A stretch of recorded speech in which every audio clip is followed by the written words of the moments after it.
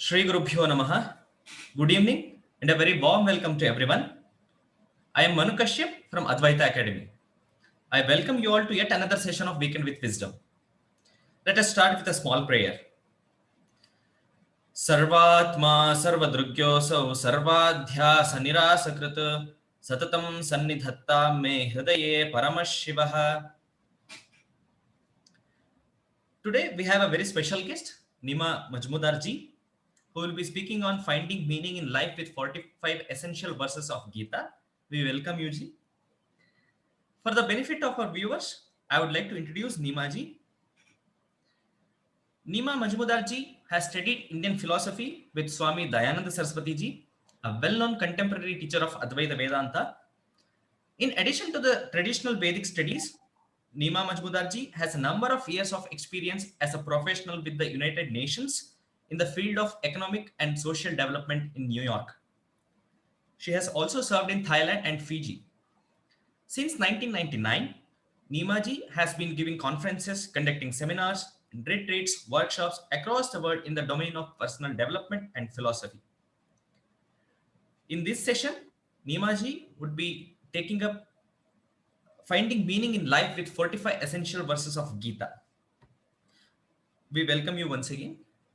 Viewers, if you have any question, please post them in the Q&A box and not in chat box. Neema ji will take it up towards the end of the session.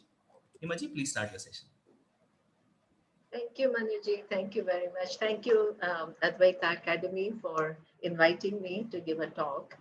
I would do these 45 verses of Bhagavad Gita today. And I have been teaching these 45 verses as a teacher for quite a few years. But actually, I take 1 year to explain these verses in detail. So today, I have this mammoth task of explaining these 45 verses in 3 sessions, and I will try to do my best. Okay, so let's start with the first verse. Bhagavad Gita starts with Dhritarashtra, who is a father of Kaurava, asking Sanjaya, who is his charioteer. So all of you know who Dhritarashtra is. He was a blind king, and his son is going to fight a war with his brother's sons, so his cousins. And he obviously cannot participate in the war. So he's sitting in his palace, and his charioteer, who is Sanjaya, is given the capacity to, sitting in the palace, he's given the capacity to see what is going on in the battlefield. So the first verse of Bhagavad Gita is Dhritarashtra asking Sanjaya. Dhritarashtra uvacha dharma kshetre kurukshetre samavetaayuyutsavaha mamakav pandavaschaiva kimakurvata Sanjaya. So Dhritarashtra is asking Sanjaya that he just explains. First he says Kurukshetra. Kurukshetra is the place where the battle is taking place, and he qualifies, he uses an adjective to Kurukshetra, and he says that it is Dharmakshetra. So actually, deep inside, Dhritarashtra understands that this is not an ordinary war. It is a war which is fought for dharma, fought for righteousness. And at the same time, he recognizes, I'm sure, deep inside, that his own sons are on the wrong. They have been systematically, trying to put out Pandavas and they win the kingdom through all different kinds of means, including a game of dice, which was, set up as a fraud, where they lost everything. Pandavas lost everything, and they were banished to the forest for 12 years, where they had to just stay very in a very simple way. And the 13th year, they had to be incognito. And incognito means that they went to a Virat kingdom, and they were incognito, and they were found out, but they were found out after the 13th year was over. But Duryodhana refused to accept the fact that the 13th year period was over, and he insisted that they went back to the forest. And so there was just one thing after the other, one unfairness after the other for a very long time. And one could wonder, why did Dhritarashtra not intervene, even if he knew that this is a war which is being fought for the rights of Pandava, which have been violated again and again for such a long time, not just one time, two times, but repeatedly. So, one and the answer to this kind of vulnerability of Dhritarashtra, he himself reveals in this verse by saying, he says, Mamaka Pandavaschaiva. What he explains his own, his own sons. He uses a word, Mamaka, my own people, and his cousins, who are his brother's son. He says Pandava. So what it means is that this is a very revealing thing. So depending upon who you think are your people, at times we know what is right and what is wrong.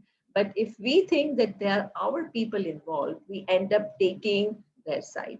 So, in spite of knowing that they are in the wrong, because of our emotional commitment, because of our love for them, so we lose a certain objectivity. We don't see the situation as it is, and we begin to justify the acts of our loved ones and take their side, in spite of the fact that deep inside we know they are in the wrong. So that is one reason why Dhritarashtra, when he saw his sons being so unfair to his cousins, was a silent spectator.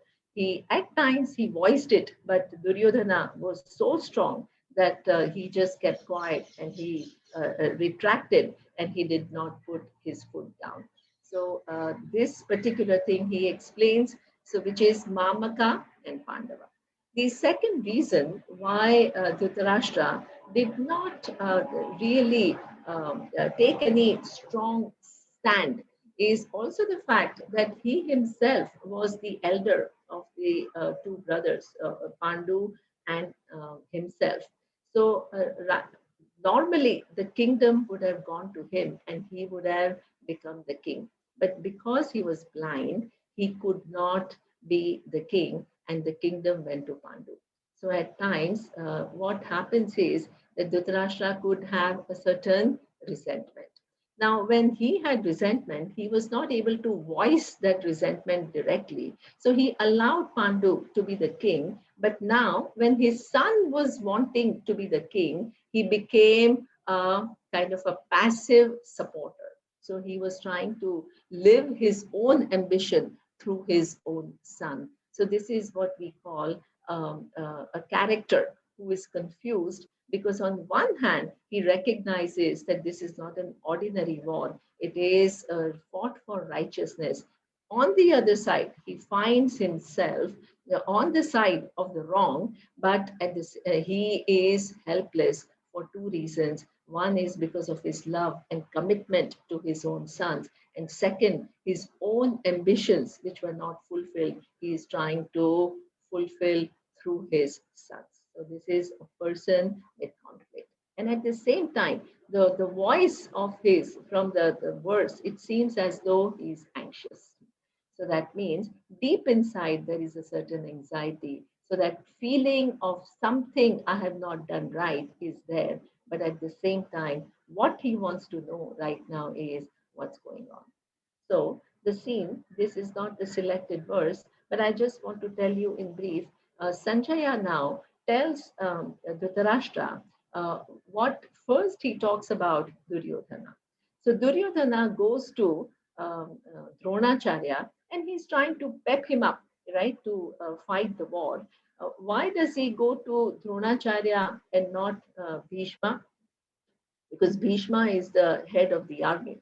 Because Bhishma's commitment, Duryodhana is 100% sure about, because he has taken a vow and now he's not going to swerve from his commitment. But Dronacharya, he always knew that Arjuna was his favorite student, and he ended up on the side of Duryodhana because of his own son, Ashwathama. So, but he was not, Duryodhana was not 100% sure about the Dronacharya's commitment to his army. So he goes and pecks him up and says, these are the people against whom we have to fight, and we have to give our best, and we have to protect Bhishma. Because as long as Bhishma survives, then what, we cannot be defeated. So this is what he says. Now, the scene turns to Arjuna. So there are two verses about what goes on in Arjuna's mind. So I will read those verses. This verse is from chapter 2, verse 7 and 8. So I will chant and then I will explain the meaning. कार्पण्यदोषोपहतः स्वभावः पृच्छामि त्वां धर्मसम्मूढचेताः यश्रेयस्यात् निश्चितं ब्रूहि तन्मे शिष्यस्तेऽहं शाधि मां त्वां प्रपन्नं न हि प्रपश्यामि ममापनुद्यात् यच्छोकमुच्छोषणमिन्द्रियाणाम् अवाप्य भूमा वसपत्रमुद्दम् Rajyam Suranamapi Chadipatyam. So now the scene turns to Arjuna, and first Arjuna is now in a mood to fight. So he tells Lord Krishna, who is his charioteer, to place his chariot in a way that he can see all the people against whom he has to fight. So, but when he sees, unlike Dhritarashtra, who sees my people, and that is what, like his sons, and then Pandavas, who are his brother's son, as other than him, Arjuna sees everybody as his own people. And he sees that on both sides of the army, generally what happens is, in a war, you see you are fighting enemies and people who are not your own people. Now Arjuna feels that not only his side has his own people, but the other side also has his own people. He sees his great grandfather Bhishma. He sees his teacher Dronacharya. He sees so many other people, all the other kings and all who are known to him, and he considers them their own people. And also, he's also sees his own cousins, and even though he has a certain anger towards them for all the wrongs that they have done, but he melts and he ultimately sees that they are my own people, they are my cousins. So the initial response of Arjuna was that he broke down. He explains, this is not in these verses, but there are previous verses other than this, where he expresses very clearly to Lord Krishna, and he says that, my God, my hands are shaking, my throat is drying up, I'm not able to think clearly because I see on the other side my own people, and I'm not able to handle it. So this is what his first reaction, where he totally breaks down. So he doesn't make any attempt to hide his emotions. He's very candid about how he's feeling. And but at that time, in this kind of a state of great distress, he still begins to talk to Lord Krishna and explains to him why he doesn't want to fight. And he gives four different reasons why he doesn't want to fight. So this particular reason, that they are my own people, they are the people that I love, how can I fight against them, is a very common, everybody knows about this reason. But in addition to this reason, he gives three more reasons why he does not want to fight. And this is what you can see, that in this time of distress, he's still able to analyze the situation and look at long-term repercussions of his actions, and how wise Arjuna is. So what are the other three reasons, besides the fact that these are the loved ones that who are against whom he has to fight? One more reason, he says, I'm not only talking about people that I love and people that I know, but what, there are so many other people in the army of Duryodhana. And if I were to win the war, then I have to kill them all. So now he is thinking about mass destruction that is involved, not only of his loved ones, but all the other people who have gathered to fight. So that is the second reason he gives for not wanting to engage in the battle. Then the third reason he gives, and he says, look how far his thinking goes. And he says, suppose I fight this war and I win the war, and suppose my family becomes the king, then what kind of kingdom we would be ruling? Because most of the men would be gone, right? Because so many people have to be killed in order for us to win the war. What kind of society we would have after the war? So the after-war society would be a highly dysfunctional society. Most of the people, most of the men would be gone. There would be widows and there would be orphans. So, can this kind of a society be a healthy society? It would take years for this kind of people to come back to any normalcy. So, even if we rule the kingdom, it was going to be a very broken kingdom. So, what use is this kind of a being the king and being in power if people are suffering and and there is so much dysfunctionality in the society? So that is the third reason he gives for not wanting to fight. And fourth reason he gives is, my God, if I am choosing my action, and through this choice, if I'm creating so much disturbance in the society, right, to my loved ones, to the society in general, to all the other people who have come to fight, and I'm creating so much pain and agony for society at large, then what would be the consequences that I would have to face for having made that choice? So now ultimately he comes back to him and he says, this is not even in my interest, right? Not only I'm harming others, but I'm also not doing myself a favor, because deep inside he recognizes that the world is such that whatever actions we perform, we can't be free from the consequences of the choices that we make. So that he sees now as a bad bargain. So this is after having explained these four reasons. In this particular verse that I have chosen, he suppose you analyze the problem so well, you may think that, yeah, I know it all. Look at my capacity.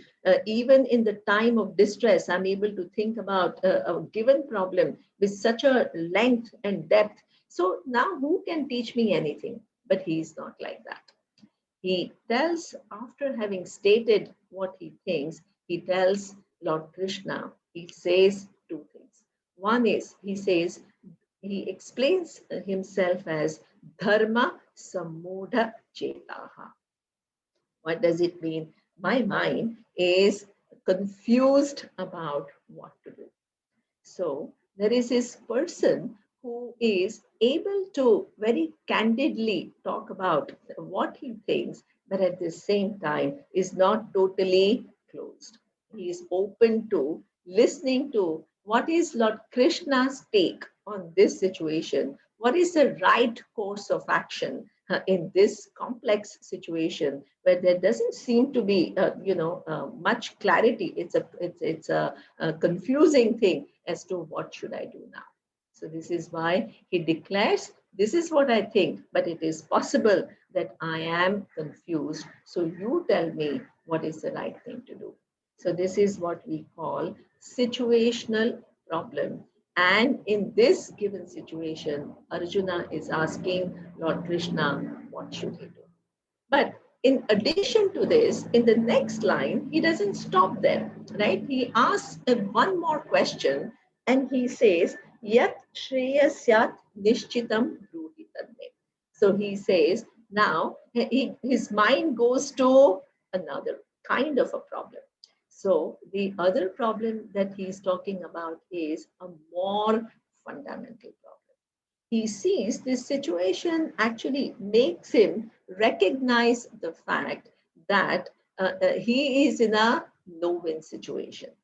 So what does that mean? Generally, when we face any situation, we think that if this happens, I'm the winner. And if this doesn't happen, I'm not the winner. But in this case, he sees that whether I win the war, right, at what cost?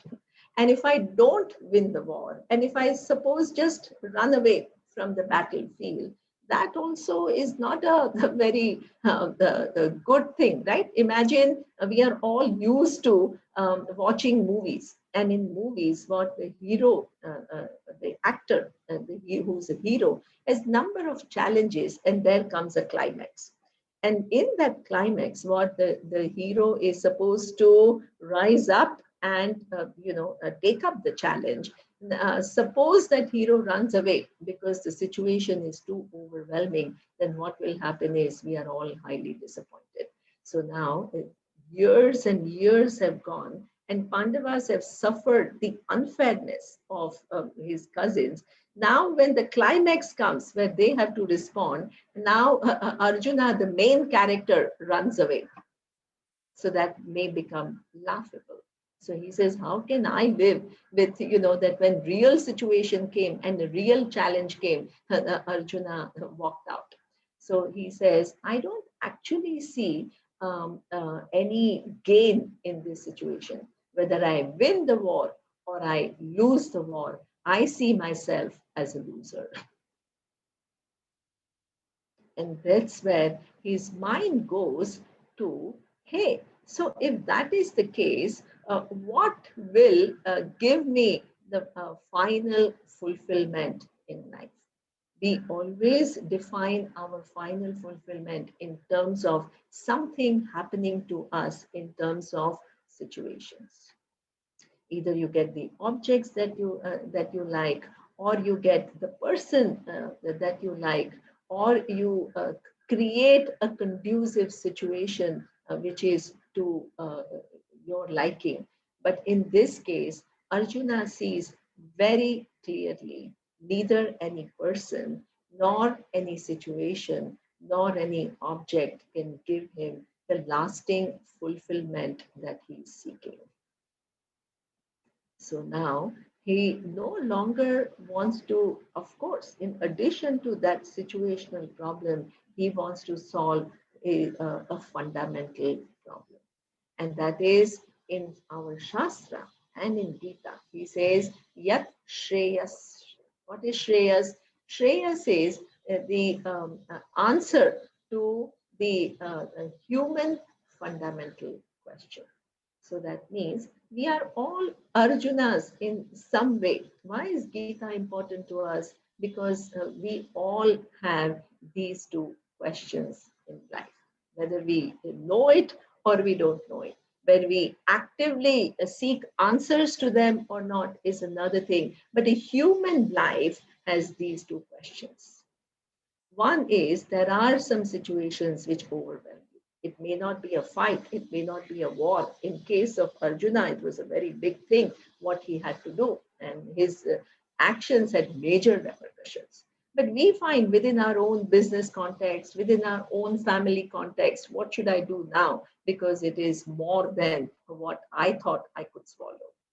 And what is the right course of action? It's not always very clear to us. So this is a dharma confusion, which is a situational problem. How do I solve this problem? And all of us also have what we call fundamental human problem.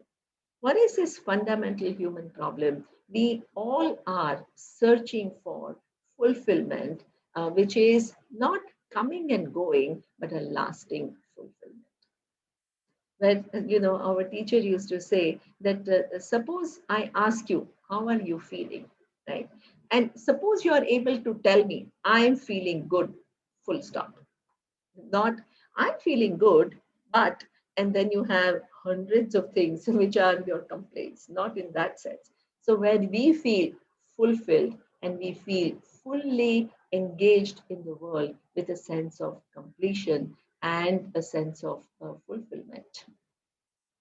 and not with lack, not with inadequacy, not with the feeling of everything, something is lacking or missing in my life. So, this is what he says. Now, you give me that knowledge which will fulfill me.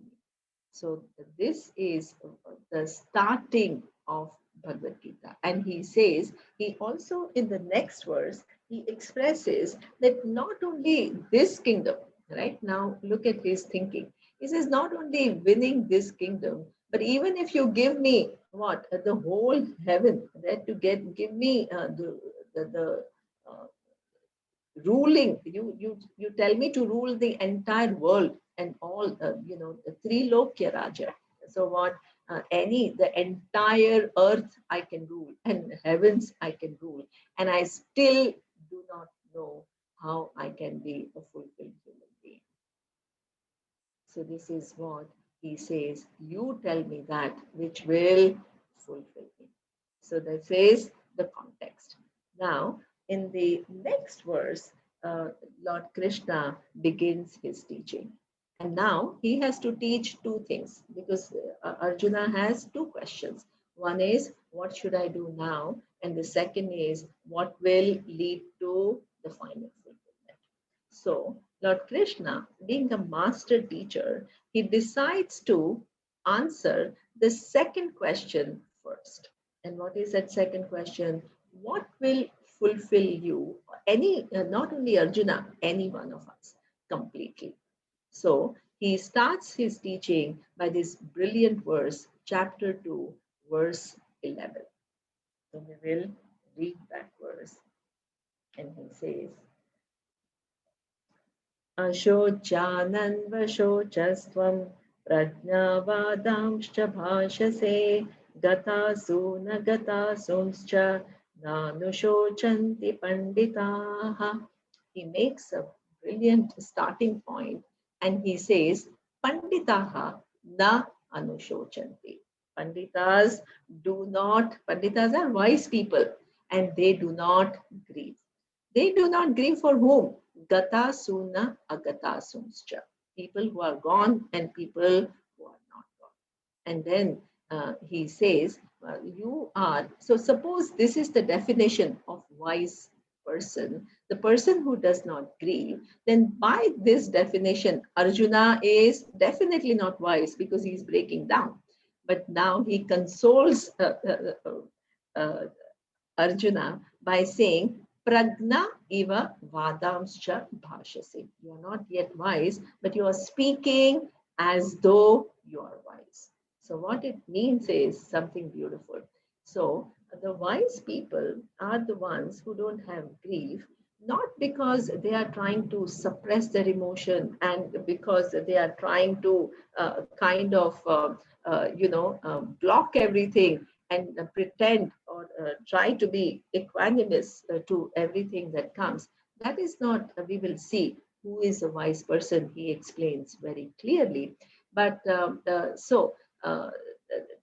by this definition, Arjuna is not wise because he has not just simple emotions, he's breaking down with his emotions.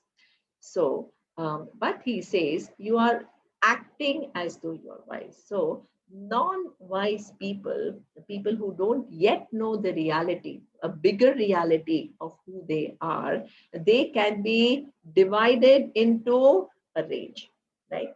It starts with Duryodhana, who is highly narcissistic. He's totally self-centered and self-absorbed. And he doesn't think about anything. He only wants his power at any cost. So there is one end of not wise person. Then you in between you have many other people, right? You have Dronacharya. They all have different karna. They all have different degrees of wisdom. And on the other side is Arjuna, who doesn't know bigger reality, but at the same time is able to think about the nature of his participation and the effect it will have on others. So that is a mature human being, a mature human being who's discerning and asking questions. This is the person for whom the teaching of Gita is available, right? So there is something more to discover in life about who you are, knowing which this sorrow or grief will go once and for all. So, as I told you, it's not an emotional suppression of trying to be, same in every situation. It is the knowledge of reality which makes the wise person not grieve in some of the most difficult situations. So, therefore, now the next question is, what is that reality that a wise person knows, knowing which the grief goes away? And this is what we call a solution to a fundamental problem. Now, if it is a solution to a fundamental problem, it can't be just a self help advice, right? It has to be a very big vision. So, get ready for the vision. He explains what is the nature of an individual in the two or three subsequent verses, which are very profound, right? This is what, if you understand the nature of I, then you become this Pandita, the wise person that Lord Krishna is talking about. So let's see how he starts describing what is it that the wise person knows, which makes that person, not grieve. So let's look at the next verse. This is chapter 2, verse 12. न त्वेवाहं जातु नासं न त्वं नेमे जनाधिपाः न चैव न भविष्यामः सर्वे वयमतः परम्. So Lord Krishna makes a very big statement, and the statement is, there was never a time that I was not. He's talking about himself, Lord Krishna. Then he says, so then you think that, yeah, okay, he's an avatara, he's a special person. So yeah, it's true that he was never not there. Then immediately he says, there was never a time you were not Arjuna. You always existed. And then he says, there was never a time that all these people who are in front of you, they were not there. So now, this is a very big statement. So he is talking about I as not subject to time, and what we all think, those who are not wise, how do we describe ourselves? We all describe ourselves as this individual who has a birth date. The minute you say I'm an individual, you have a birth date. And the minute you have a birth date, definitely you don't know what is the last date, but you know that everybody has to exit this world.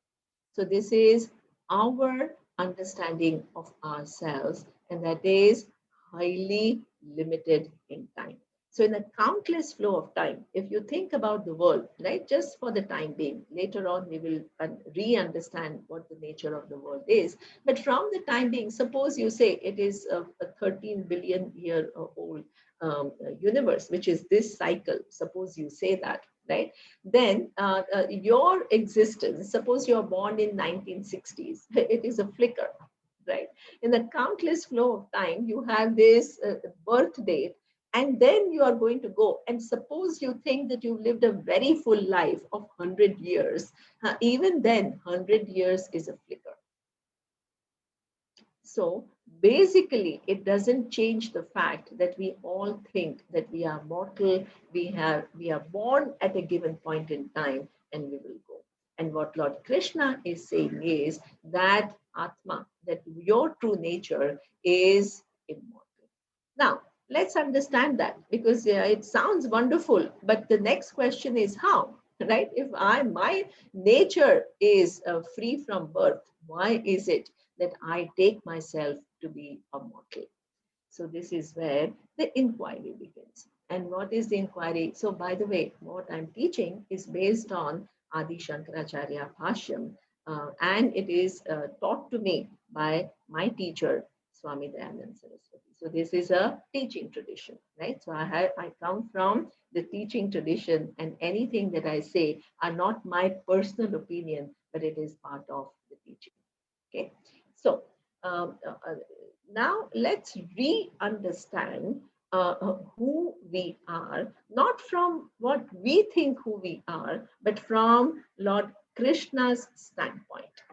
So this is what we call an inquiry into who am I? What is my true nature? We There is a body, there is no doubt about it, and then there is this mind, and it is a limited entity. Nobody denies that, right? Now the question is this my final reality, or there is something more to me? That is the question.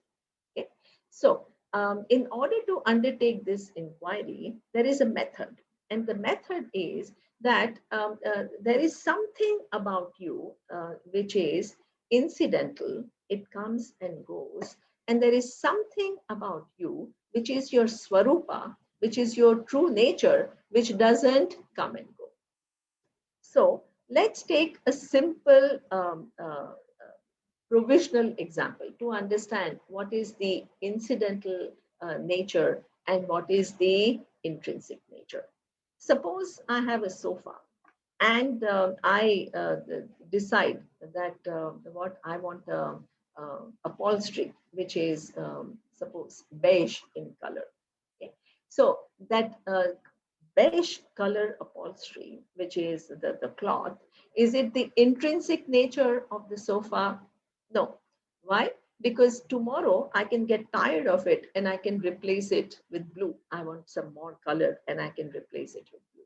So that means you can't deny the fact that right now the sofa has a beige color, but it's not intrinsic to it. It will go and blue will come and sofa will remain. So this is what we call an incidental nature.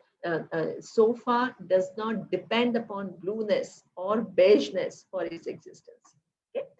But suppose I give, for the time being, an example, the salt and saltiness.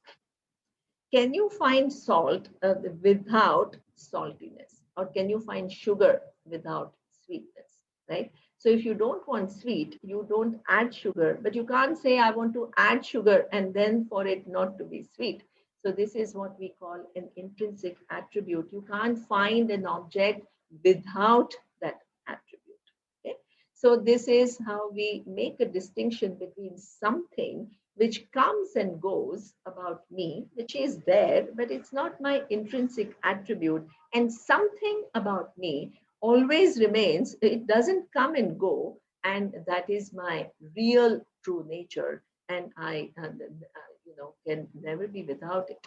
Okay, so now with this understanding, let's take the body. The body, from the time of the birth, is undergoing constant changes.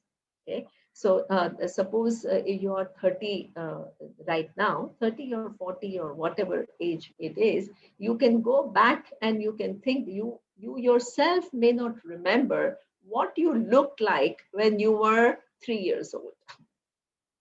So you actually, somebody may give you a photo and say that, hey, look, this is what you look like. And you are like, oh my God, I can't believe that I was like this. So this is what we call the body is constantly undergoing change from year to year. And in fact, not only year to year, but from every day it undergoes change. Not only every day, every minute it undergoes change. So this the body is under a constant flux. We don't recognize the changes unless a certain time period has collapsed.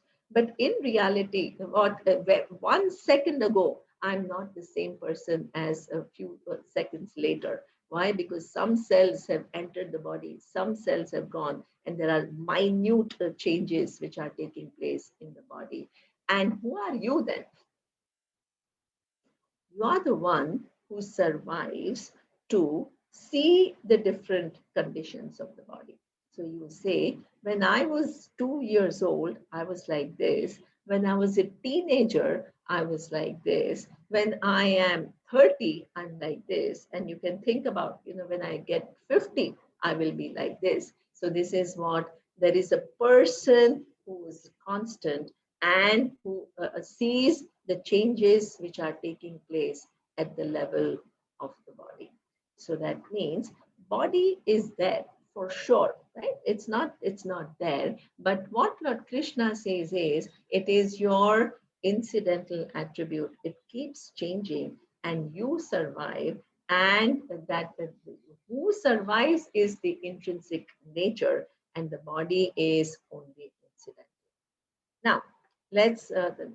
This is a very big news for us because all our identity is entirely dependent upon how we see, the body. Not only we describe ourselves as the body by saying that I'm a male or female, I'm this many years old. These are all just objective observations that we make about the body, but in addition to that, lot of our self-image gets totally connected to the conditions of the body.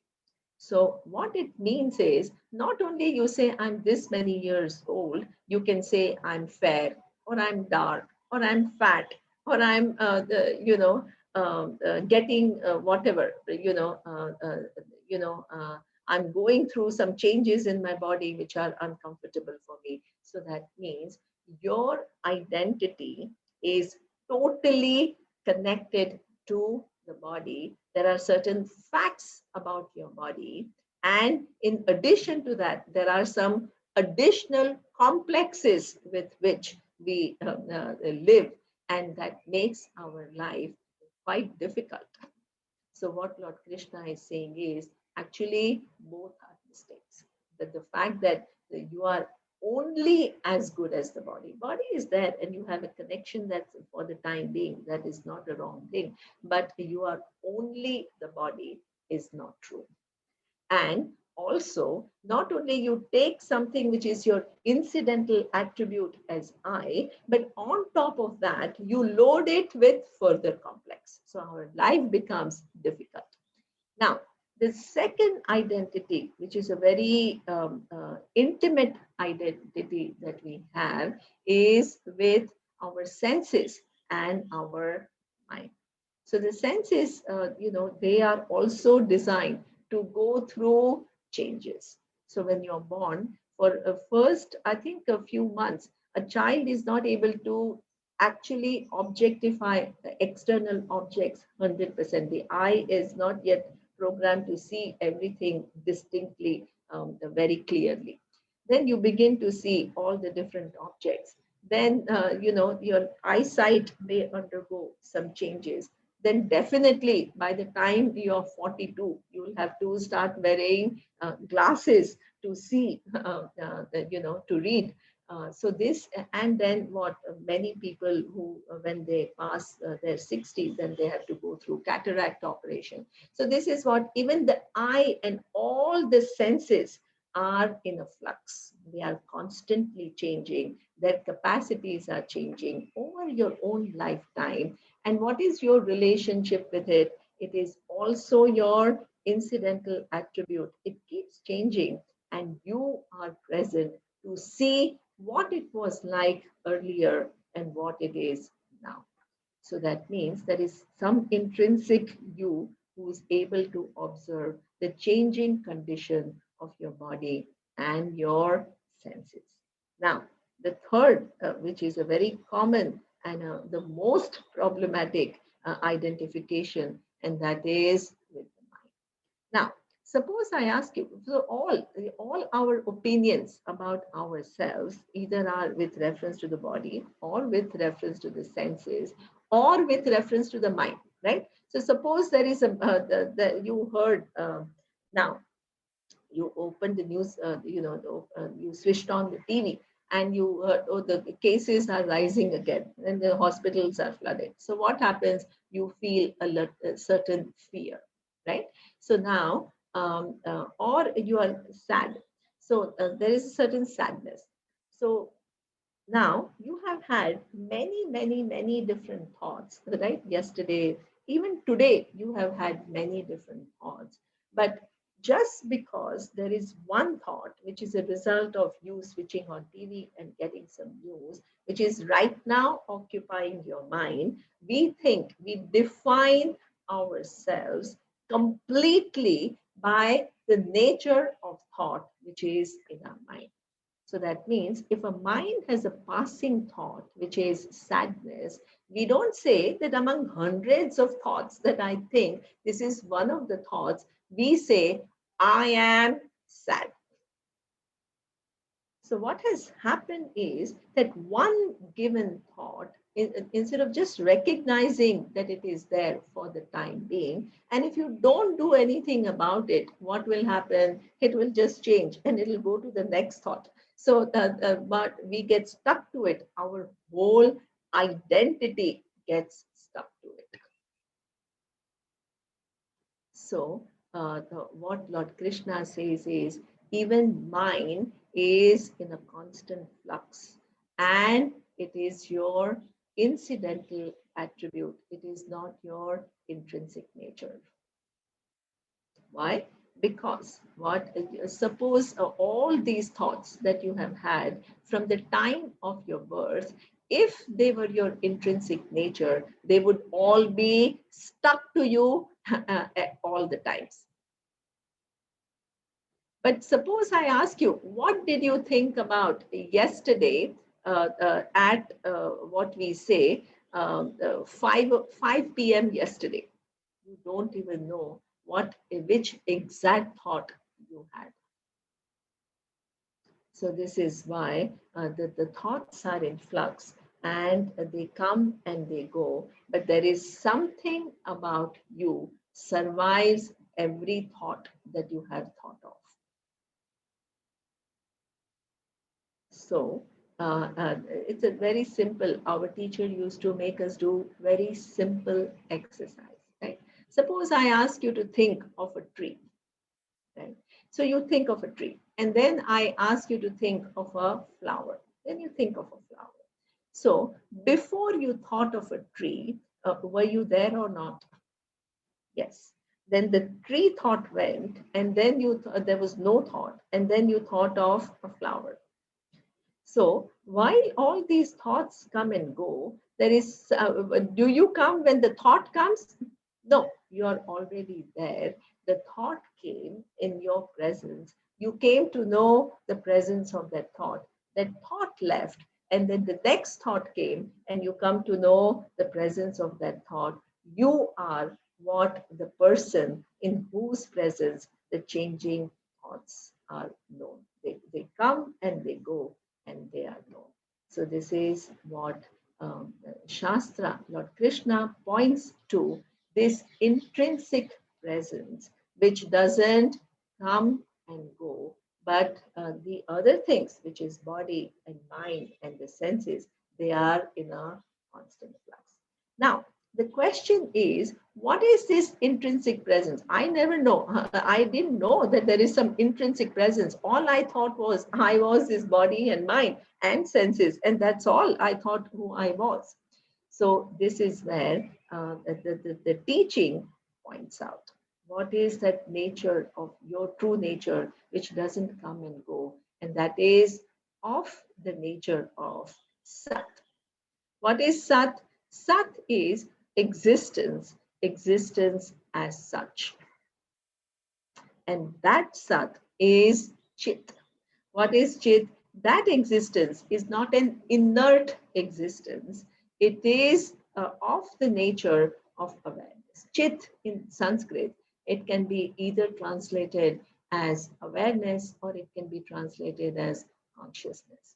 So there is existence and consciousness, which is always with you, which enables you to see different conditions of your body, different conditions of your senses, and different conditions of your mind.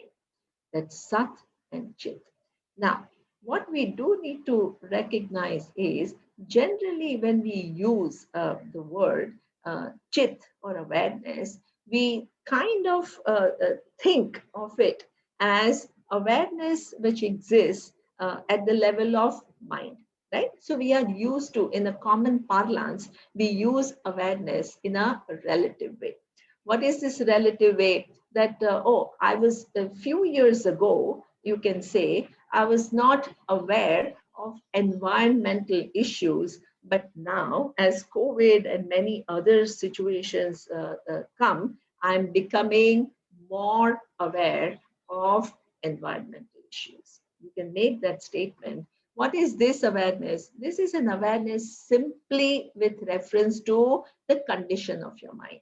So, what it means is, initially, a few years ago, you were not thinking about the environmental issues, but now you're thinking about environmental issues, because as the world is turning, you are forced to think about it. You can't be oblivious to it. But this is not the awareness. When Shastra, when Lord Krishna is talking about awareness, he is talking about a more fundamental awareness in whose presence you know that, A, I was not aware of environmental issues earlier, and I'm aware of environmental issues now. So there is one more fundamental awareness which makes you understand what you did not know at the level of your mind few years ago, and what you know now. So this awareness, which is Chit Swarupa, so there is a beautiful analogy that is used in the Upanishad. It is like a light. It is, suppose this is a simple, these are simple analogies. They don't represent the total reality, but they are aids to understanding, right? They give you a certain idea of what is this awareness that Shastra is talking about. So there is a nice, what it says is, suppose there is a stage, and then there are actors, and they are playing. But the actors are playing different roles, and that is giving you, a lot of, excitement. Sometimes you are very happy, sometimes you are sad. A lot of drama is going on among the actors. But then there is one light which lights up the whole stage. Without that light, none of the characters can be seen. There no drama can be seen, and that light is not affected by anything. Or in this character, one is a hero, one is a heroine, the other one is a villain. All kinds of things are happening, but the light is untouched by whatever is going on at the level of the drama. So this is why now this, you can use this analogy in both ways. One is that what there is this existence and awareness, which is making you recognize different stages. Right? Today I feel very healthy.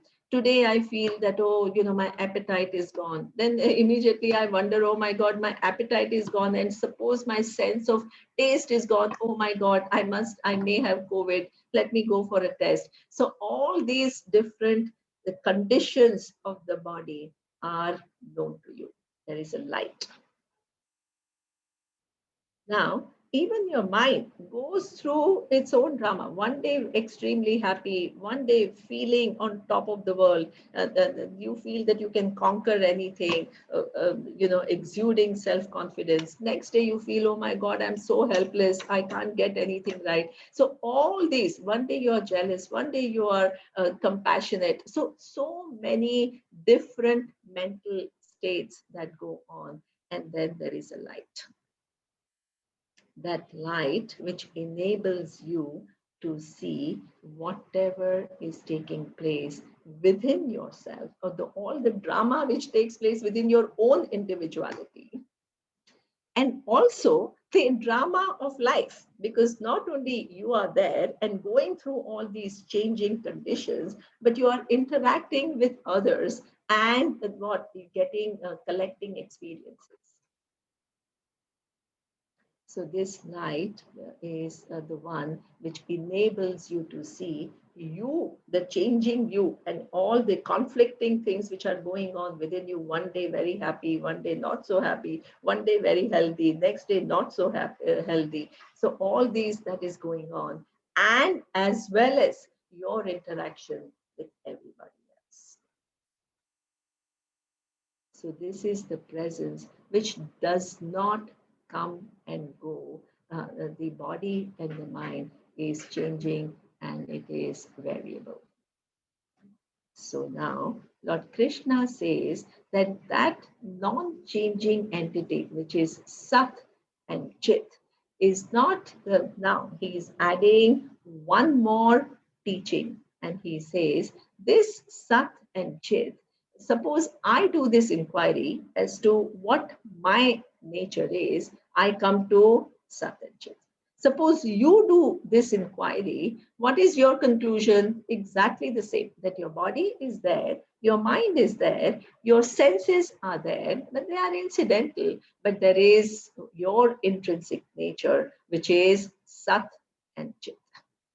So if all of us do this inquiry, all of us come to the conclusion that we are Sat and Chit, and our bodies and our minds and our senses are just incidental, they are changing.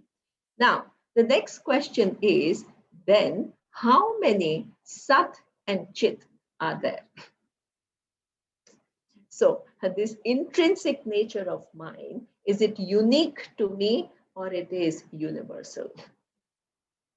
So this is where the teaching shows that this Sat and Chit is Anantam.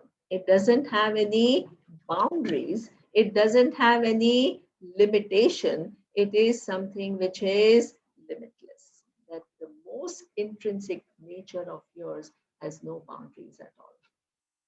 How do I fathom that?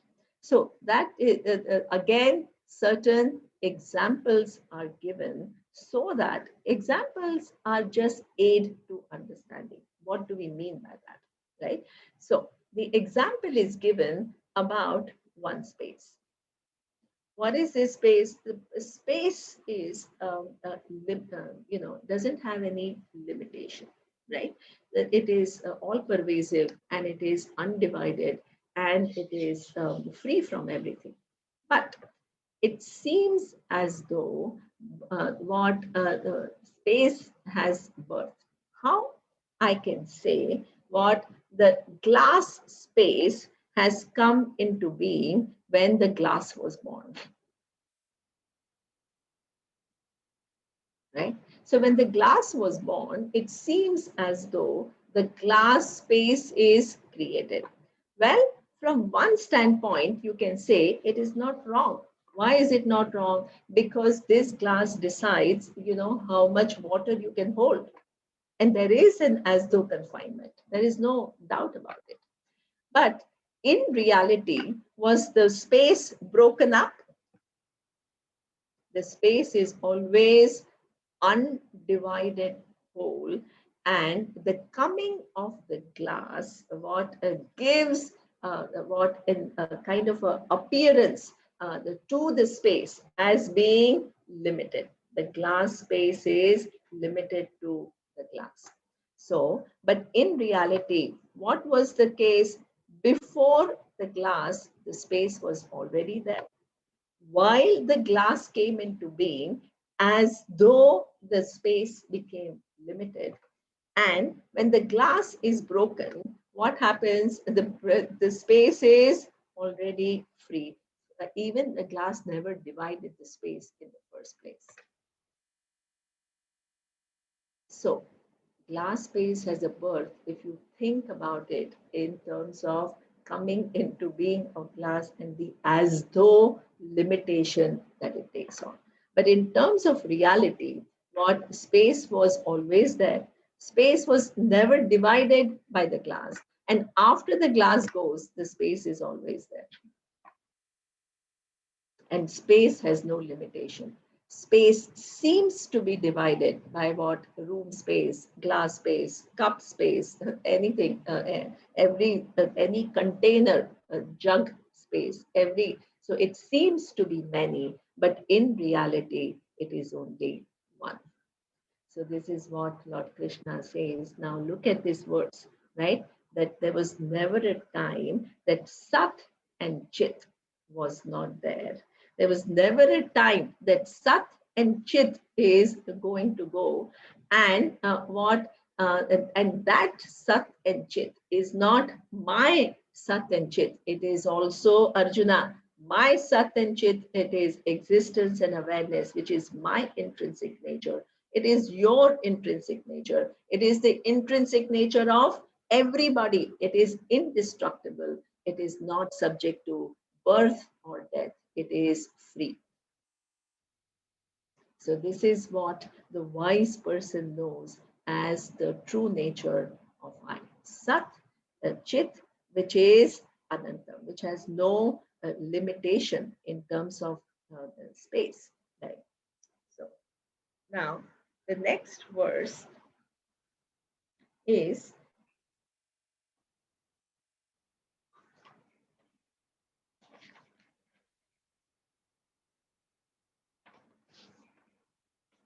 okay. Now, this we thought is a very big knowledge, which is, oh, I'm not this changing reality. I am that which is constant, and that constant is common. It is universal for everyone, and it is untouched by anything that happens in the variable world. But now there is a second aspect to this learning, which is what will make it into what we call Advaita. What is that second part of the teaching? Because right now, the way I have explained to you, it seems as though there are two kinds of things. One is a constant, and the other is changing.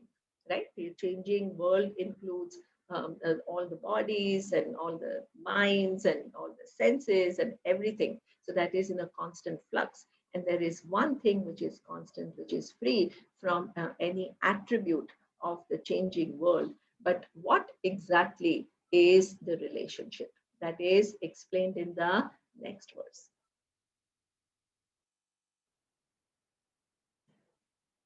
Nasato vidyate bhavaha, na bhavo vidyate sataha, upayorapi drushtontaha, tvanayostatvadarshibhihi. So here it says, he divides this category. He says the changing world is, he calls it asat. Asat, I will explain to you what it means. And the non-changing, he calls it Sat. So let's understand a little bit. Asat does not mean illusion, right? Asat means mithya. What is mithya? So let's define what is mithya. Mithya is that which has dependent existence. Anything which has a dependent existence is defined as mithya. And sat is that which has a independent existence. So now what he says is this constant, which is sat and chit, has independent existence, and anything which is changing, which is in a constant flux, has a dependent existence. So how do I understand dependent existence? Let's understand it with this example. This, suppose I ask, I'm not able to talk to you, so I can't ask you that question. So I myself will do the question and answer. So suppose I ask somebody, what exactly is this object? Most of the people will tell that it is a glass, right? So glass, and suppose I tell you that it is steel, and glass and steel are not synonyms, then both of us cannot be equally right. Right? What is the rule? In order for both of us to be equally right, glass and steel have to be synonyms. They have the same meaning. But here it is not the case. In this case, one has to be more right than the other. So now the question is, who is more right? On one hand, you can say, well, glass is more right because it can hold water. Steel cannot hold any water. So glass seems to be having more function. And that's true, that glass does have a function. Steel cannot perform the job of glass. It's true. But at the same time, in terms of reality, what is more real? Suppose I tell you that you keep your glass, I'm going to take my steel. What would you be left with? If I take away the steel, there would not be any glass that you would be left with. So this is what we call dependent reality. Dependent reality doesn't mean that it does not exist. It means that glass is mithya, asat, because it entirely depends upon stainless steel, in this case, for its existence. So, what is the relationship between Mithya and Satyam? Stainless steel was there before the glass was created. While the glass is there and it has its function, in fact, in terms of reality, there is only stainless steel with that given form and that given function. And after the glass goes, stainless steel will remain. All the dimensions, right? The size, the width, all of that, they belong to the glass, but not to the steel. Why? Because right after this glass, suppose somebody wants to collapse it and give another shape, the person is able to do it. So the steel never has become glass intrinsically, but it appears as a glass and it has a function. So this is what we call Satya Mithya relationship. Satyam is that which has an independent existence, and Mithya is that which has a dependent existence, right? So in this case, in this example, steel is Satyam and glass is Mithya. Now, let's come back and now revisit how does this particular example help us to understand reality a little bit better, right? So now Lord Krishna says the variable universe is Asat, and this unchanging reality, Sat and Chit, is Sat. So one is mithya. So the variable reality has a dependent existence, and the non-changing reality has a independent existence. How do we understand that? Well, let's, just as we did for this glass, let's do it for our body. What is this body? Right? So we think that there is a very tangible body which has its own aches and pains and all that. So I don't need to think whether it is, I can't call it an illusion. I can't call my backache illusion because about it makes me cry. So therefore, but it has dependent reality. How do we understand the body has dependent reality? There is an ingenious mechanism that our the rishis devised to make us see how body is mithya. So how can we see? They had a model. And what is the model? Pancha Mahabhuta model. So this body that you think is very tangible is actually nothing but coming together of these five elements. What are the five elements? Akasha. Where do you see Akasha? Well, in between all the organs and everything, and the body stands in space. And internal, there is an internal space. So this is how all the organs are organized, and one doesn't overlap the other. If anybody has experienced sciatica pain, so all nothing happens, just one little nerve, why it gets on top of the other, and there is excruciating pain. So that means every given nerve, muscle, object, organ, everything has its right place in space. So that means that body is within, there is without, there is space, but within body, everything is placed within space. Now, where is water? Well, water is everywhere. Almost one good news is 80% of your body is all water, 70 to 80%. So therefore, any weight that you are complaining about is just water weight, right? So the water is everywhere and it is flowing through your body. Third, Akasha, Vayu. Where is Vayu? Your body constantly draws from the external air, and the external air that you breathe, when it reaches your nostril, it becomes prana.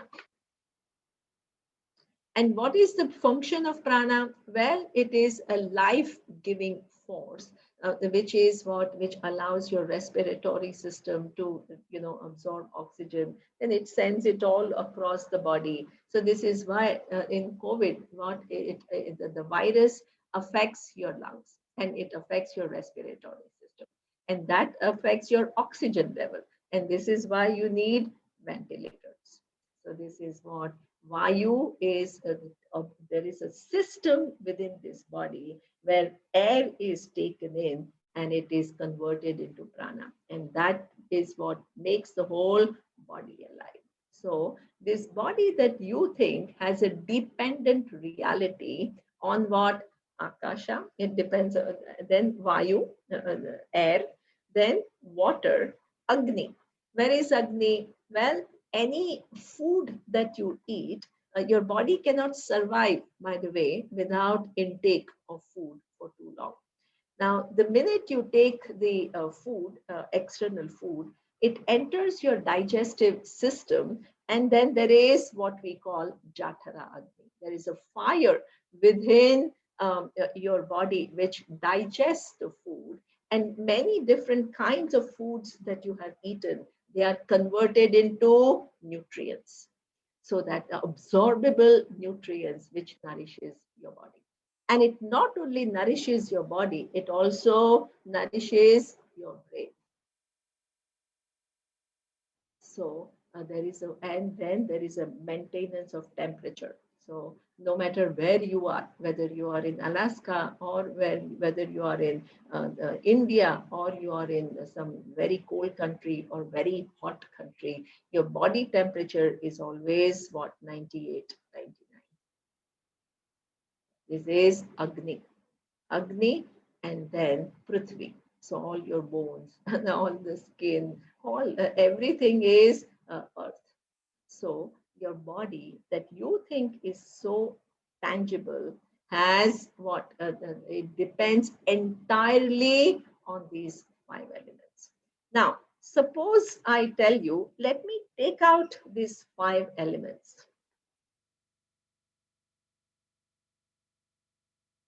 What will remain as body? Without earth, so there are no bones, there is nothing. Without water, there is no blood, nothing. So where is the body? So this is why we call it is mithya. Now science helps us further, because what even those elements that we talk about can be further divided into atoms and particles, and ultimately it all just becomes a concept. The quantum physics has helped Vedanta tremendously. Why? Because it has helped us to see very clearly mithyatvam of Jagat, the relativity of this world, the tangible world that we thought was absolutely real. Well, it is just forms within forms, within forms, within forms. Ultimately, atoms, particles, and no scientist is able to come to the final building block of the universe. It becomes all fuzzy. Whether you take human body now, whether you take human body or you take body of an animal, it's the same story. You take body of a bird, insect, everything is the same story. Five elements, different permutations and combinations, giving rise to different forms. They themselves collapse into atoms and particles, and ultimately a concept, and so fuzzy, nobody can put any hand on anything. So now, what then is the final building block of, since everything has come, it must have something upon which it depends. Ultimately, it has to resolve somewhere. So this is where does it resolve? Well, we have that one reality which is non-changing reality, which is not moving with the moving world, and that is Sat and Chit. So this is where what Lord Krishna says is that this so-called changing world is mithya. When I look at any given object, it collapses into forms within forms within forms, and ultimately into a concept, and that can be any object. Even insentient objects. Please don't think that it is only sentient objects which collapse. You look at mountains, you look at waters, you look at anything, it is all again what? Water, two hydrogen atoms, and H2O, one oxygen atom. Again, atoms and particles. So therefore, entire changing world is what? Mithya. It collapses into a concept, and Sat and Chit is Satyam. And that is the only non-changing reality unto which the entire world collapses. Asataha bhavaha na vidyate. The world is mithya. Sataha abhava na vidyate. The Sat is never displaced, that is always present, and forms are mithya. They have a dependent reality. They collapse into this final reality. So now, if the wise, who are the wise people? They understand their true nature to be this Sat and Chit, which is Anantam, which is Satyam, which is the only independent reality, and the entire world of objects as Mithya, it collapses into this final reality. So this is why there is only one final reality, which is now appearing in all different names and forms, from which every form comes, by which every form is sustained, unto which every form goes back. How do I understand this particular understanding? Well, there is a wonderful example of wave and water.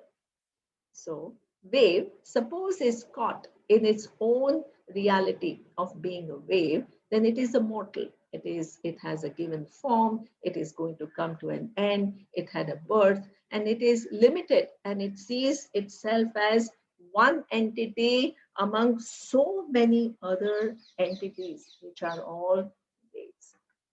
Suppose a wise wave comes and says, hey, it's true that there is a certain form there. We are not denying it, but there is a more intrinsic nature that you have, and that is water.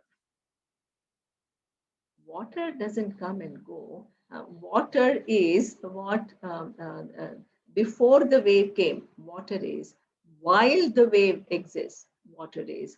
After the wave goes, it is nothing but water. And this water is not only your reality, it is the reality of everything else.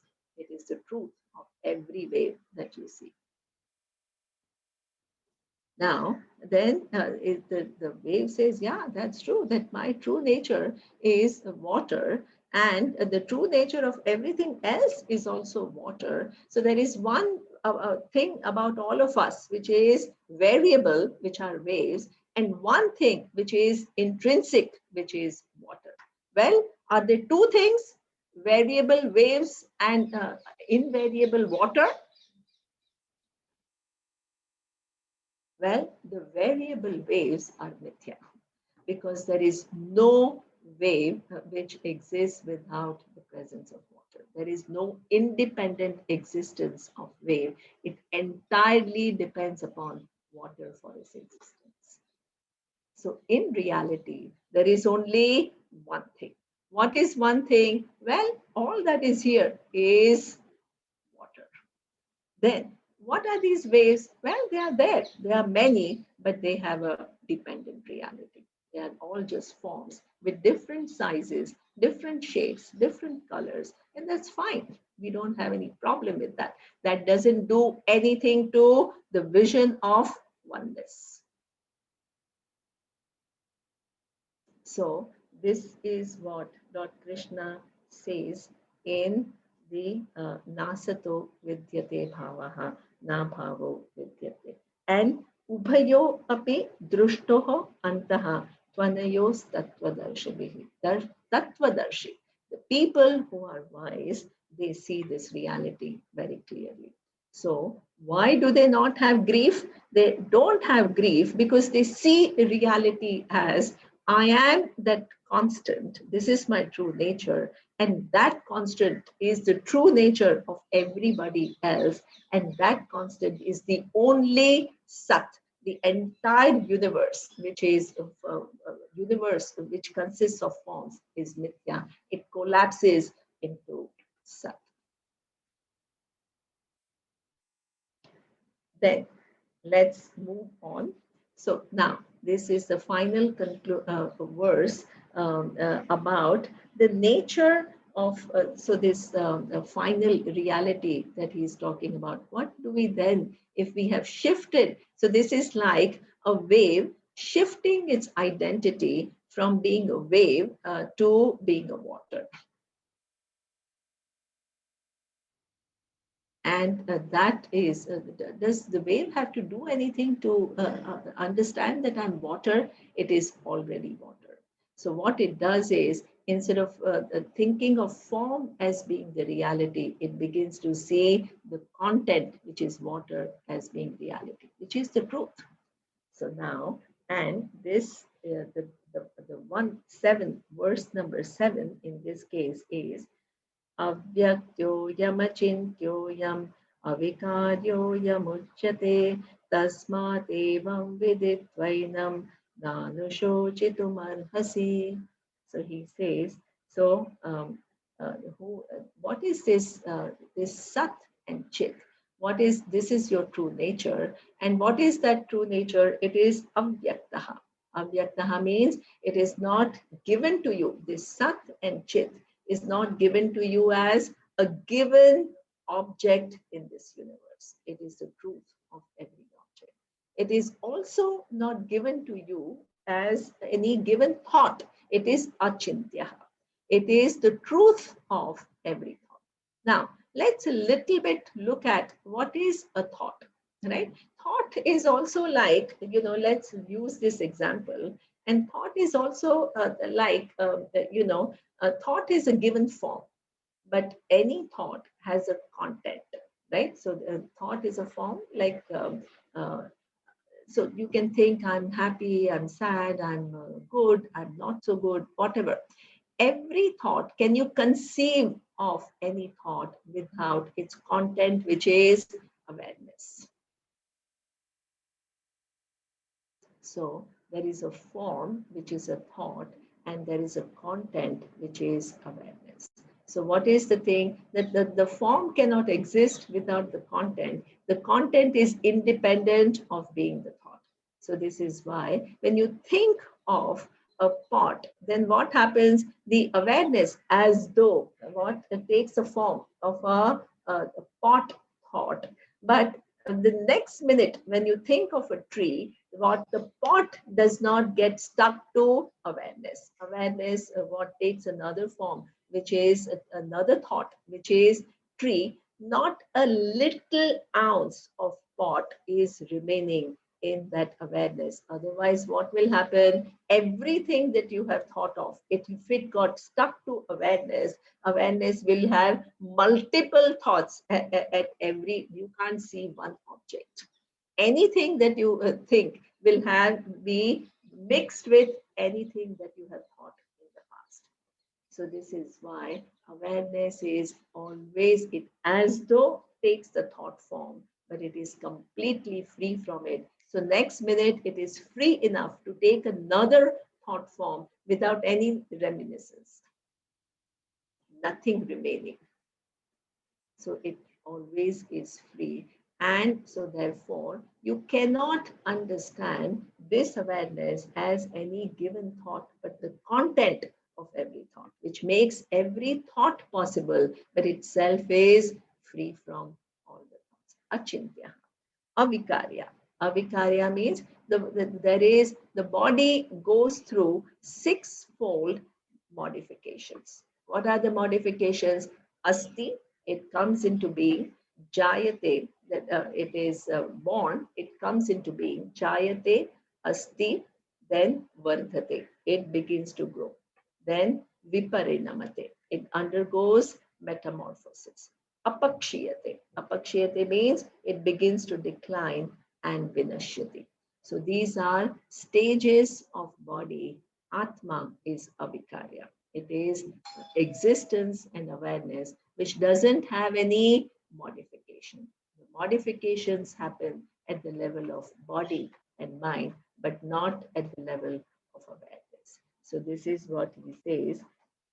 Knowing this reality, which is not subject to any change, which is untouched by any thought or untouched by any condition of the body, the wise person do not grieve. Now, this is what I wanted to highlight in what we call the nature of Atma. Now, the teaching moves a little bit, and Lord Krishna changes the topic. This is Brahmavidya. So, how does this Brahmavidya help us solve our fundamental problem? Let me discuss it very briefly and then move to Yogashastra. How does it? Because we in this world, we live with a self image that I am limited. And what we want to do is, through our engagement with the world, we want to find freedom from smallness and insignificance. But if our identity is that I'm only this given individual, and if I'm relying on the world to fulfill me, it is an impossibility. Why? Because many things do not happen my way as I want them to. So instead of making me feel fuller, it makes me feel even smaller. In addition to that, right, suppose I get things that I want, right? There are many people who are successful. Even if you get what you want, you can't hold on to it forever. And this is why it gives you insecurity.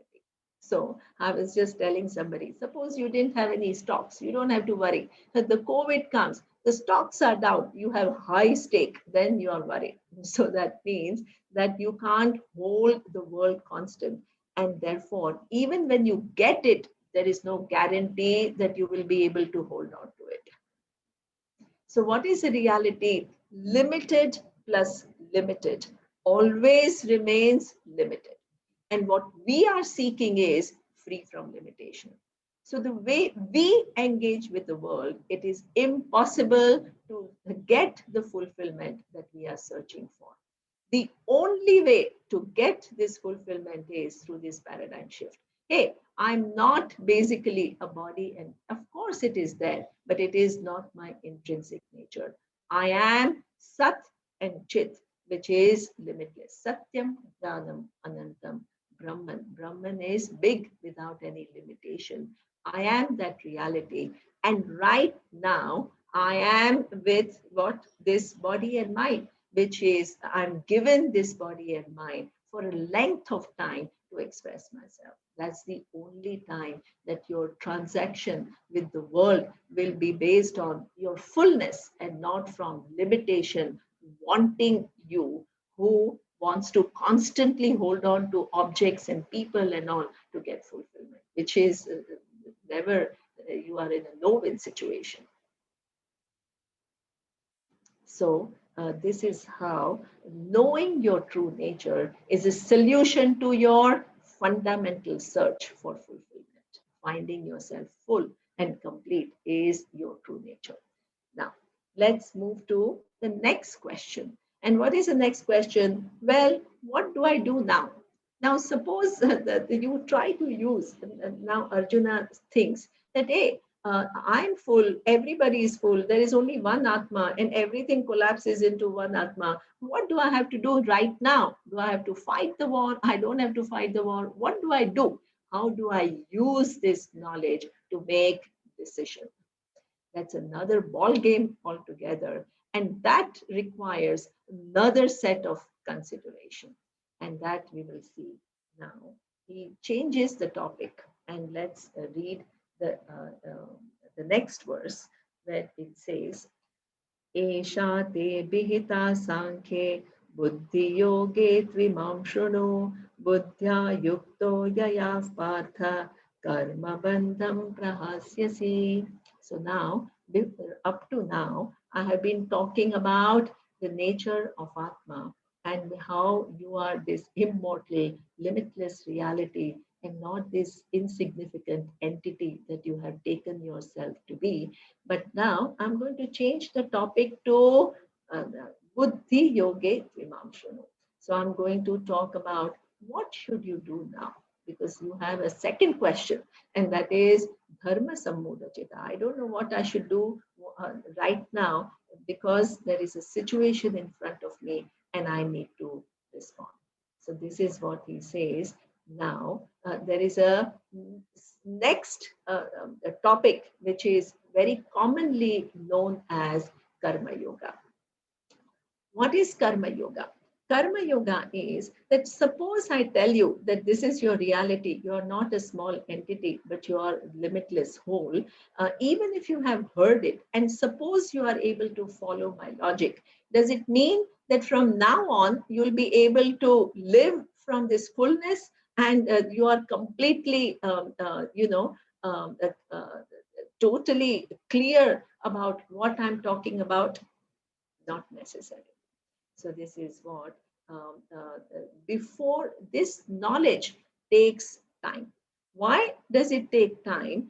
Because our minds are not, our understanding of ourselves is, I'm small. Then all the hundreds of worries that we have about, my mother-in-law is not so good. And, my job, I don't know whether I'll have it or not. So our mind is totally preoccupied with our concerns, and all those concerns belong to this individual. And you're not able to totally give them up and pretend as though I'm this reality. So that doesn't gel, right? So over a period of time, what you have to do is, in order for this new reality that Lord Krishna is showing to sink in, this little relative reality of yours that you have created, in which there is anger, there is insecurity, there is feeling of being small, it all has to be taken care of. Without it, this knowledge will not sink in. So this particular thing is what we call Karma Yoga. How do I, instead of pretending that I'm full and all that, recognize that I live from another reality and begin to make my life more and more easy and free myself from all the loads that I'm carrying, all the stories within which I'm living. My narratives are so limited that my mind is not able to capture such a big reality. How do I prepare my mind? And Karma Yoga is the only way that you can prepare your mind for such a big knowledge. So, how do you prepare the mind? Well, Lord Krishna explains. And that's where the answer to that question, what should I do now? It is an answer. Karma Yoga has an answer to that question, what do I do now? Okay. So he says the mind is loaded because when we live in this world, certain realities are not totally clear to us. Even as an individual, some realities are not clear. And because these realities are not clear, they give us afflictions. So What is the first thing that we have to know as an individual when you are living in this world? How do you clear your mind, make it more, tranquil and less projecting? And that is what Lord Krishna is saying. How do you engage in this world? First thing that we need to understand is this verse. कर्मण्येवाधिकारस्ते मा फलेषु कदाचन मा कर्मफलहेतुर्भुः मा ते सङ्गोत्स्वकर्मणि. This is a beautiful verse. This is a verse where a lot of our afflictions come because when we engage in this world, we don't know where we have a choice and where we don't have a choice. So, the first thing, if you want to live clearly without loading up your mind, then the first thing that you have to know, and that is what? Karmani eva adhikaraha. You have a choice with reference to action. Ma phaleshu kadachana. But you don't have a choice with reference to action. So then he says, so let's understand this. This is not, please don't understand it as you just keep doing actions and don't expect the result. He's not giving an advice. Lord Krishna is not giving an advice what you should do, what you should not do. He is throwing light at the fact. And what is that fact? It's a very simple fact, right? With reference to action, you have a choice. How do I understand that? Suppose I have a pen with me. I have a choice. What choice? Either I can lift it, or I can keep it where it is, or I can lift it and give it to my husband who is sitting across, in on the sofa, so I can throw it at him. So this is the choice that I have, right? I can keep it, I can lift it, or I can, you know, um, throw it. Now, suppose I decide not to throw it at him, throw this pen at him, but suppose I decide to drop it. Having decided that I want to drop the pen, do I have a choice with reference to where it goes? I have dropped it here, but I want to for it to magically reach my husband. Is it possible? It's not possible. Why? Because this pen is going to go down. It's not going to travel far because it follows a certain laws. It doesn't follow my whims and fancies. It follows laws. What are these laws? Law of gravity. Now, if I want it to reach my husband, I have to throw it differently. I have to figure out how far is he from me, and then what?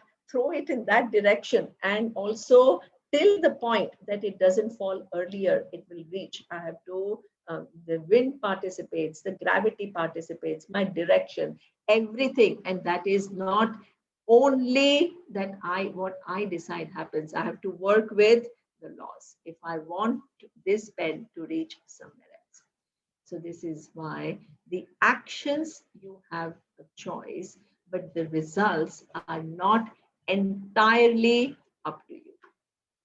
Why? Because the results are governed by the infallible laws of Ishvara. Can I say that, this today, our teacher used to always make fun, right? If the whole universe worked according to your fancies and what you want, there will be so much confusion. On any one given day in a small village, he says somebody wants to um, wants to um, uh, have a party, an outdoor party. So they don't want any rain. In the same village, there is a farmer and he has sown some seeds and he's praying that let there be rain today, because otherwise my whole effort is going to go waste. So that means in any given point in time, what three different people want different things. and somebody has done a ritual, and that person also wants rain, because rain is considered auspicious. So he doesn't want while the ritual is going on, but right after the ritual is done, it wants rain because that's a sign of blessing. So you have three different people wanting three different things. So can everybody be can it simultaneously rain and not rain, and rain at the time that you want? It is impossible. So the rains come according to the larger design of Ishvara. The clouds participate, the ocean participates, the sun, it is a much larger thing. It cannot follow your whims and fancies.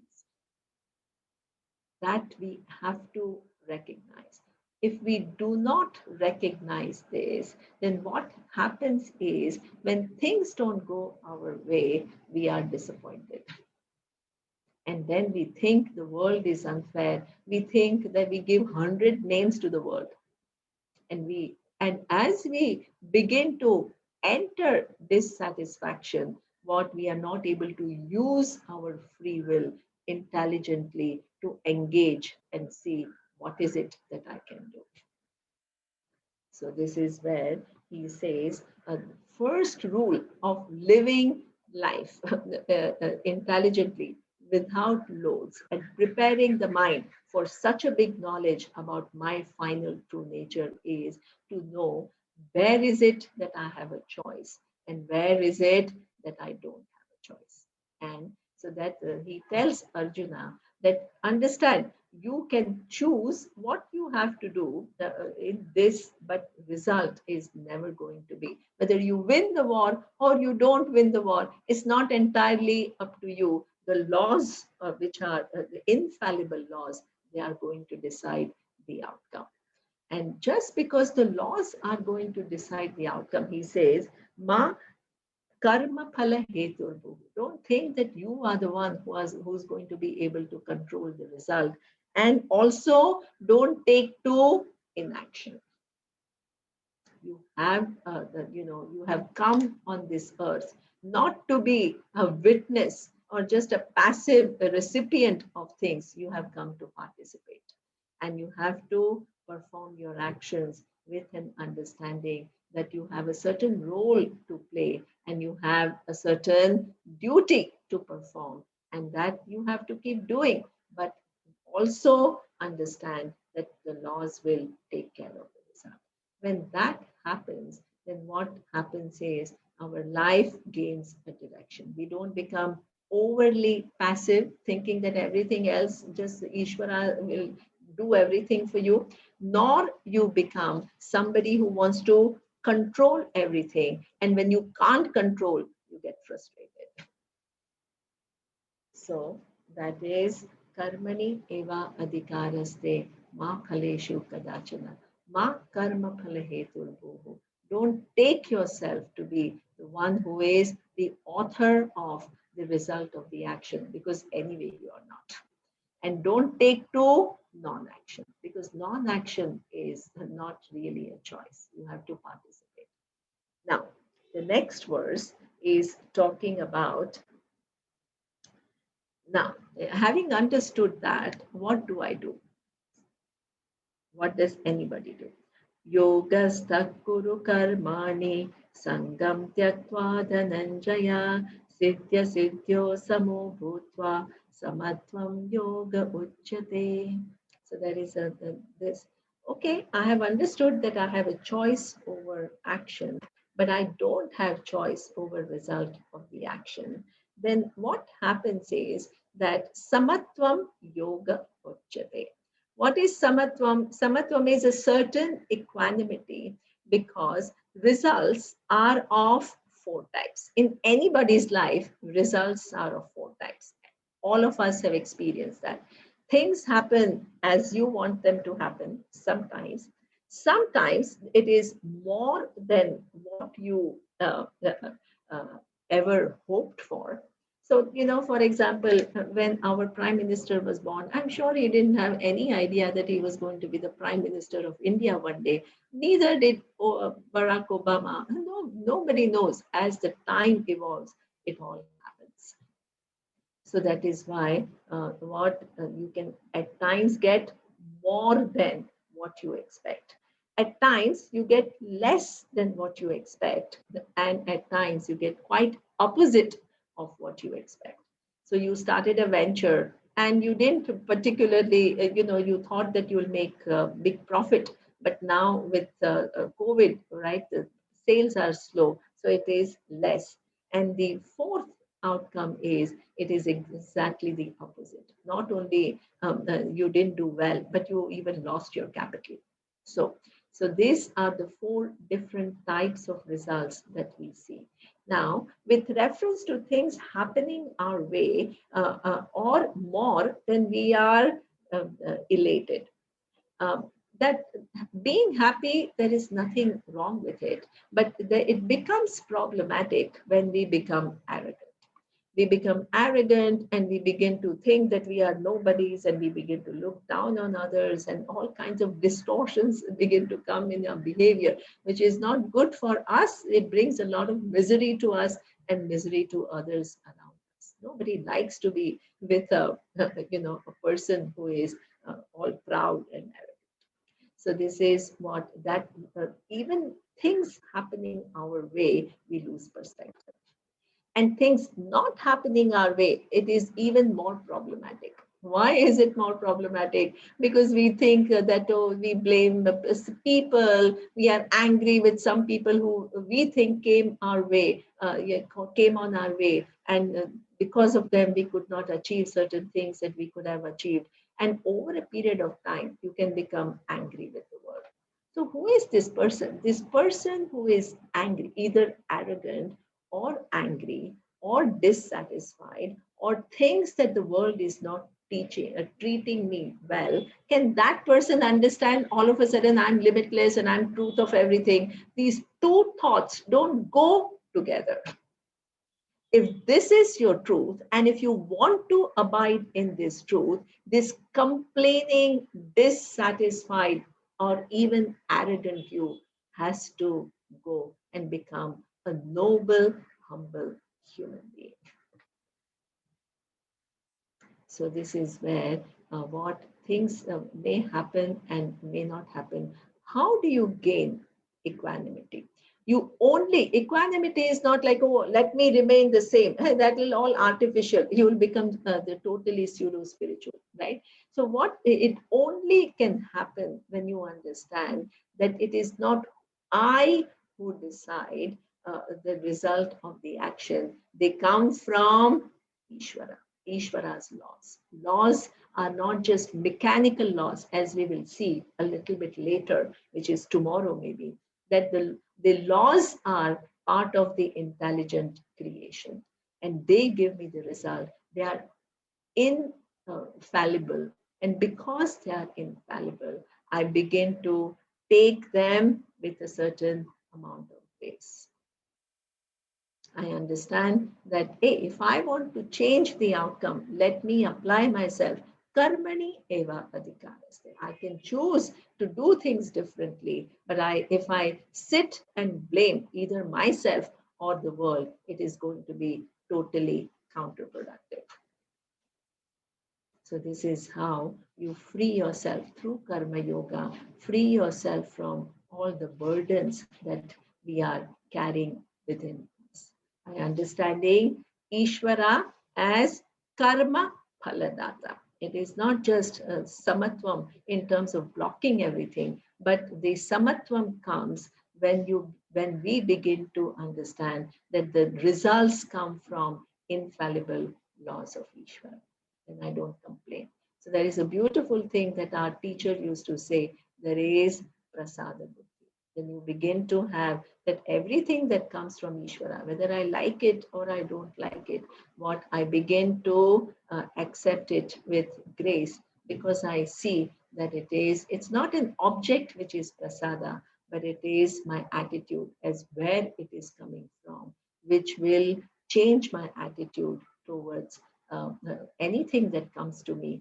And even if it is not less or opposite, I am not wallowing in sadness or dissatisfaction, but I use my mind, which is my real faculty, karmani evadhikarasti, to say, now what? It makes you into a problem solving person. So this is what verse chapter 2, verse 48 is.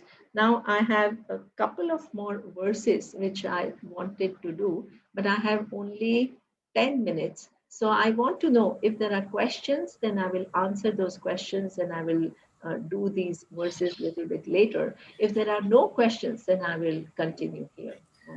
Nimaji, there are no questions as of now, but I would Okay, ask viewers to post their questions if they have any. I think you can take 5 more minutes or so and conclude the session. okay, great. Yeah, I have 10 minutes. So, yeah, if there are no questions, then I have 10 minutes. So, I can continue for 10 minutes. Okay. Now, the next verse is talking about how you have a free will. How do you effectively use your free will to engage in the world intelligently?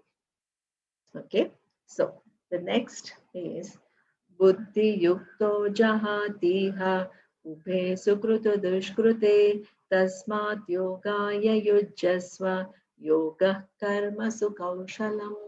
So when you understand that the results come from infallible laws of Ishvara, then you are not in a reactive mode, but you understand and you accept, and then your mind goes to problem solving mode. Within my capacity, what can I do now? That's called intelligent living, and you want to navigate intelligently in this life.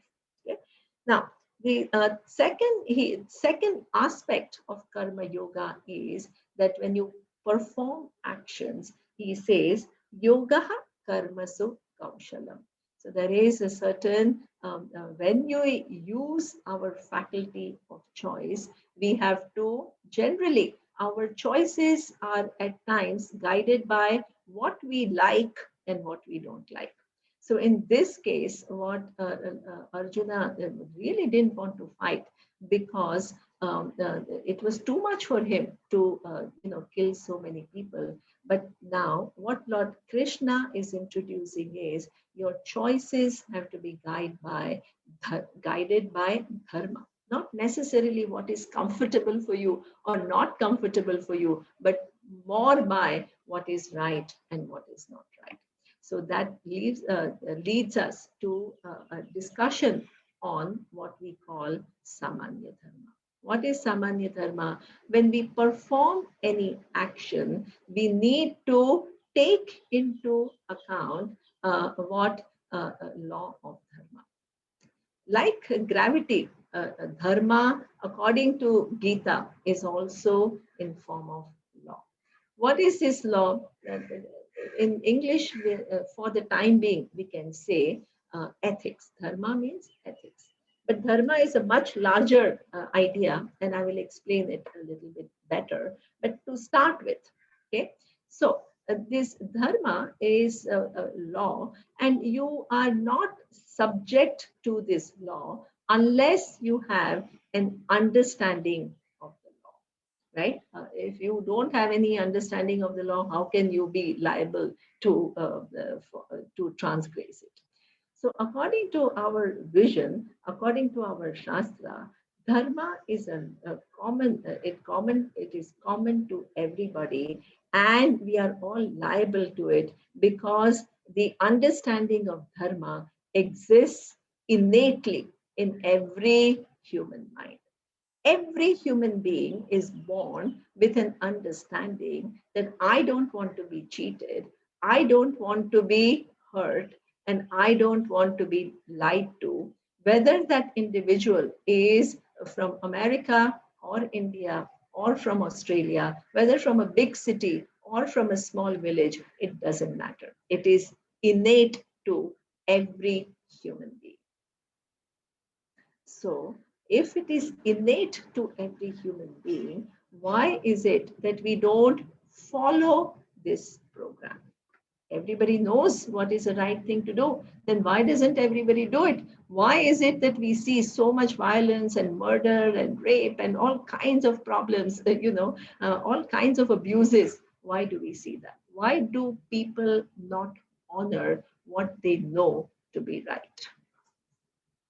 And that is because, along with this knowledge of universal ethical values, which is dharma, there is concomitant what our likes and dislikes. So, what I want promotion, I want to gain some more money in my business. So, that means there is, on one hand, our understanding of dharma, and on the other hand, what my personal ambitions and my personal likes and dislikes, and at times when they conflict, at times my sense of dharma wins, and at times those pressures are so huge that I what go and I end up doing things which I know are not appropriate.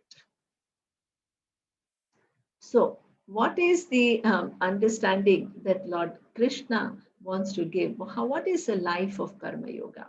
Karma Yoga is understanding that if I go along with my likes and dislikes, and if I disregard this universal ethical values, then I cannot be the winner. Why? Because I can't afford to defy laws. So how is it that I don't I can't be the winner? So there are two mechanisms that the universe has in order to deter us from not following dharma. Whether we take those clues from those feedback systems or not is not ensured. It's up to us, but the feedback is given to us. The first is, whenever you do something which is inappropriate, which you know to be inappropriate, it will give certain sense of guilt. So our mind is afflicted with guilt, or even fear at times, that what if I'm found out? So the guilt, fear, then you also at times fall in your own self-esteem, because you know that you are not able to do the things that you know are right. So this is, and over a period of time, when you think that I can do it, you also begin to think others can do it. So you become suspicious of others. And over a period of time, you can't trust the world. This is a very big loss, right? Suppose in order to gain a little bit more money or whatever, power or whatever, if I have added guilt, fear, low self esteem, suspicion, and lack of trust, and with this mind that I have, what am I going to enjoy?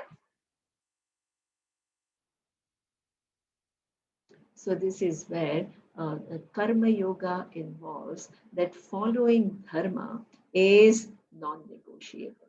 Why? Because you want to surround with all the objects for your own pleasure, but a mind which is in conflict cannot derive pleasure from anything.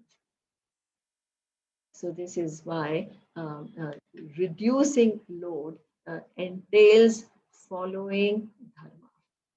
Now, in this case, you can ask the question, well, then ahimsa, is it not a dharma? Ahimsa is non-violence. Is it not dharma? Then why is Lord Krishna, as you will see later on, asking Arjuna to fight? Is he asking him to disregard this universal ethical value of non-violence? No, he's not.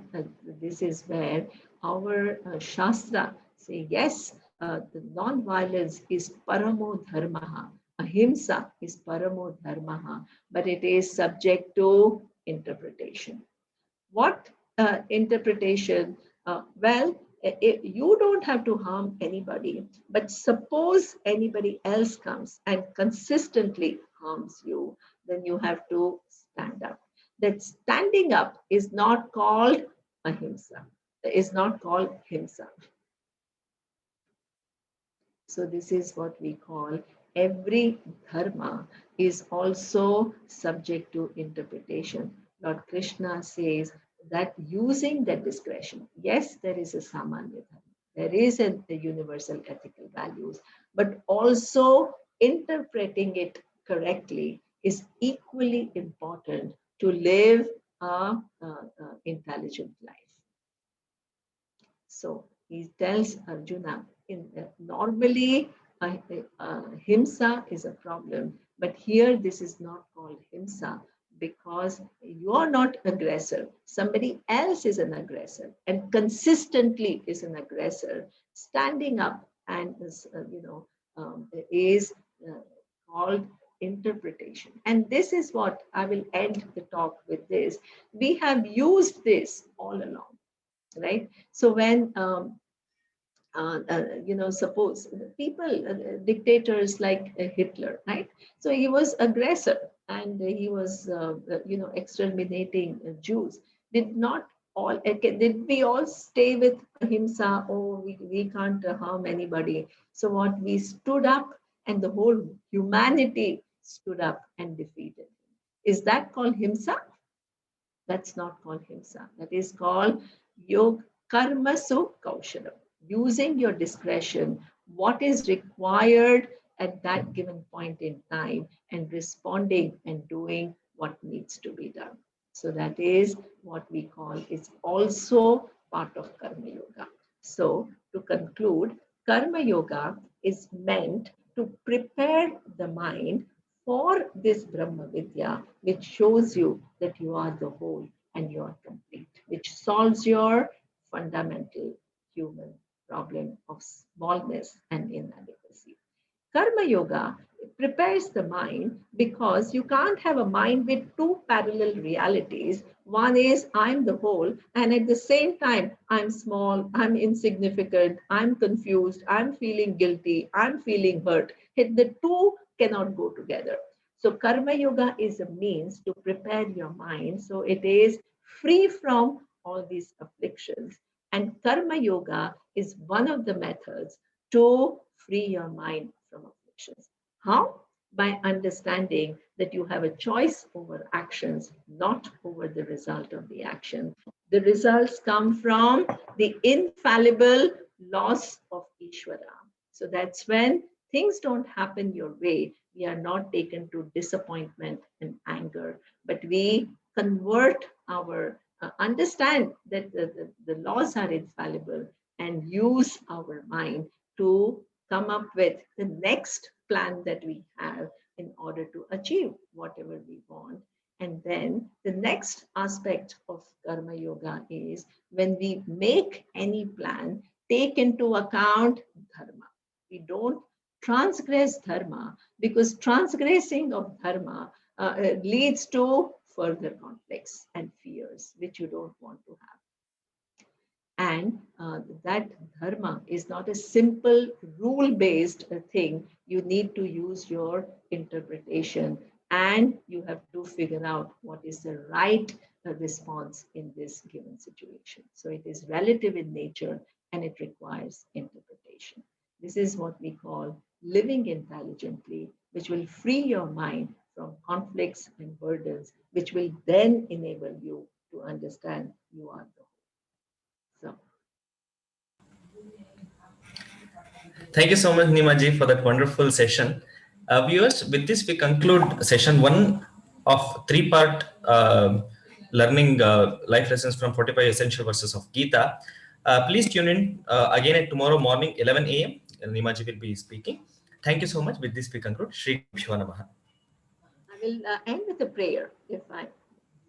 Om Purnamada Purnamidam Purnat Purnamudachyate Purnasya Purnamadaya Purnamevavashishyate Om Shanti Shanti Shanti Om Shri Gurubhyo Namaha Hari Om.